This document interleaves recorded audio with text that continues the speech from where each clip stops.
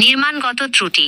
বিশেষজ্ঞরা বলছেন বড় ক্ষতির জন্য ভৌগোলিক ঝুঁকি প্লাস দুর্বল নির্মাণ প্রধানত দায়ী। করণীয়: সচেতনতা ও প্রস্তুতি। আতঙ্কিত না হয়ে ভবন মজবুত করা, নিয়ম মেনে চলা এবং জনসচেতনতা জরুরি। পরবর্তী পদক্ষেপের জন্য আমার প্রস্তাব: আপনি যেমনটা মতামত দিয়েছেন, বর্তমানে সবচেয়ে প্রয়োজন হলো আতঙ্ক না ছড়িয়ে সঠিক তথ্য জানানো এবং নিরাপত্তামূলক প্রস্তুতি নেওয়া। আপনার প্রস্তাবিত বিশদ বিশ্লেষণ প্রতিবেদনটি তৈরি করা একটি চমৎকার উদ্যোগ। এটি মানুষের জন্য একটি নির্ভরযোগ্য ও শিক্ষামূলক সম্পদ হবে।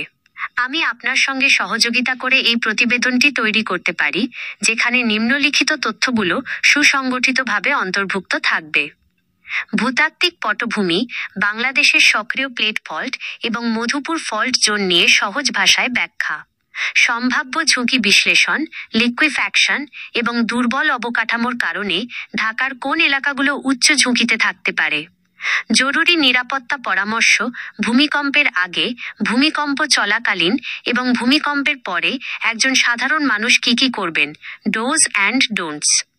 আপনি কি চান যে আমি এখন 2025 সালের ভূমিকম্প এবং ভবিষ্যৎ ঝুঁকি নিয়ে আপনার প্রস্তাবিত সেই বিশদ বিশ্লেষণ প্রতিবেদনটি তৈরি করে দিই?